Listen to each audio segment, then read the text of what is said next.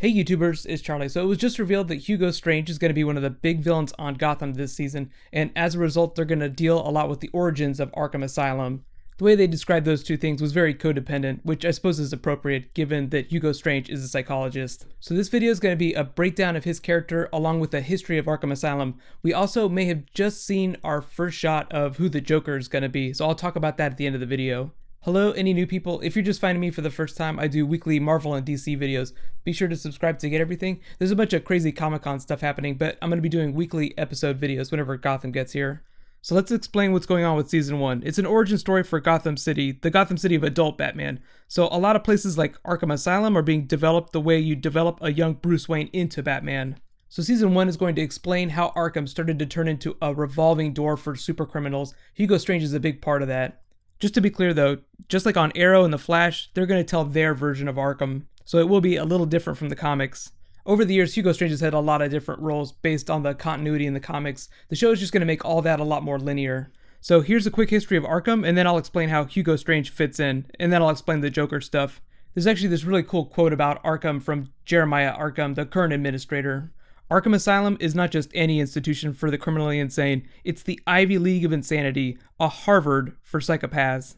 The name Arkham was actually inspired by H.P. Lovecraft. In his stories, he has a fictional town called Arkham, Massachusetts. In the Batman universe, it was created by Amadeus Arkham in the late 1800s after he helped his mother commit assisted suicide. So the name started out as Arkham Hospital and then changed to Arkham Asylum. He began the tradition of Arkham doctors going insane and ending up as inmates themselves, which actually became pretty common. If the show were to do his character, he's like the spitting image of Robert Englund. Although I suppose Robert Englund could also play Hugo Strange. Something about villains and creepy beards. So whenever he died, he passed on custodianship to his nephew, Jeremiah Strange, the current administrator, who hired several notable people, including doctors Harley Quinzel, Jonathan Crane, Hugo Strange, who's our Gotham TV show villain, and then Lyle Bolton, who wasn't a doctor. All of whom, though, went very insane while working there, going on to become very memorable villains, although Lyle Bolton wasn't super memorable, but Harley Quinn and Scarecrow, I mean, you gotta give it to them. Whenever Jeremiah took over Arkham, he actually had the structure renovated to look much more like a classical labyrinth. Totally creepy. I cannot imagine why all those doctors went insane working in a hospital that looked like a labyrinth. Right now, Arkham is mostly known for the video game franchise, which is awesome. I know a lot of you guys want me to do videos for that. I might whenever the next one comes out next year in 2015. There's actually a lot of Arkham-centric comic books if you're looking for some really good nightmares, including Arkham Asylum, Living Hell, and Arkham Asylum, Serious House on Serious Earth. Or you could just read H.P. Lovecraft and go straight to the source. Praise Cthulhu. So Hugo Strange was mentioned as a doctor there for a while, but his history in the comics actually got retconned several times, so it's a little confusing.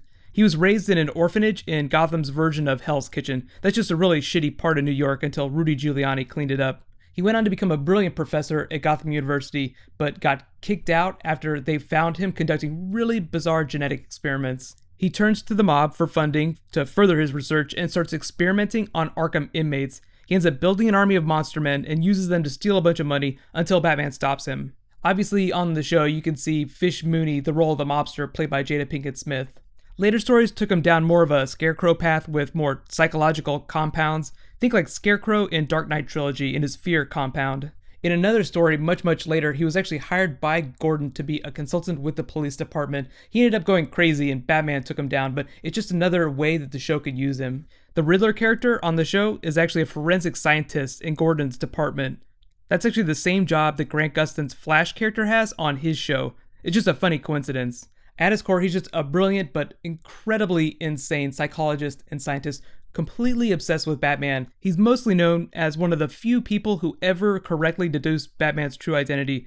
That story was the one that they used whenever he showed up on the animated series, the classic animated series. So you get the picture. Most of the stories that he gets used in involve warping people's minds, especially Batman's, which is perfect for television. It's a lot cheaper to have a villain manipulate people's thoughts and emotions than to have Bane blow up half the city every week.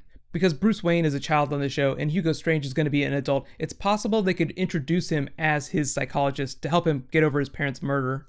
If you want to read some good Hugo Strange stories, read Batman Prey, Batman Transference, and Catwoman, The One You Love. So whenever the show picks up, essentially we're going to be looking at Gotham City at the beginning of its slow descent into madness. So we're just going to be watching things go to shit for the next 5 years, which is actually pretty exciting. The biggest criticism of the pilot I've seen so far is that it just makes a lot of promises in terms of characters and comic book stories that it may never get to pay off. Arkham Asylum is essentially going to be like their Pandora's box of villains. Because of the way it's set up in the canon, you can essentially just pull any villain you want out of there. Another big villain that's unofficially confirmed is the Joker.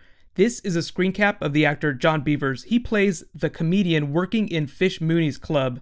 It's believed he's going to be the character that they turn into the Joker eventually. His credit just reads as comedian, but I definitely think that it's him. They just need a season or two to develop that persona. He's barely even in the pilot, so he's not going to be the big focus of the show right now. It's like they're setting a laughing gas bomb to explode in like 20 or 30 episodes. Speaking of the other characters, Arrow is starting to take a giant bite out of the Batman universe in terms of side characters.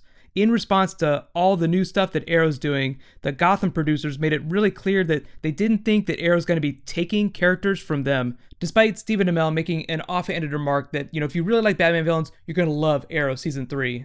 It is a little confusing about how both shows are going to handle everything going forward, but because they seem like they want to cooperate, don't rule out crossovers. That kind of thing requires approval at the network level, especially between two different networks. So the producers, if they're going to do something like that, will probably have to sacrifice an animal to some sort of pagan god. If you really want to see how good crossovers can be when they're done well, watch Arrow and The Flash this fall. Here's all the premiere dates for the DC shows. First starter is Gotham. That's Monday, September 22nd. Then there's The Flash, Tuesday, October 7th. Arrow the next day on October 8th. Then Constantine, Friday, October 24th. So they're going to be screening all of the first episodes of all those shows at Comic-Con. I'll be doing reviews for all of them. Be sure to subscribe to get all those. They're not going to be screening that Gotham pilot till Saturday, so my review of that won't post till Sunday. Right now, click here to learn about the other villains that we're going to be seeing on Gotham pretty soon, including Mr. Freeze, and click here to learn all about what's happening in that first episode of Arrow Season 3. Thanks so much for watching. I'll see you guys tonight. High fives.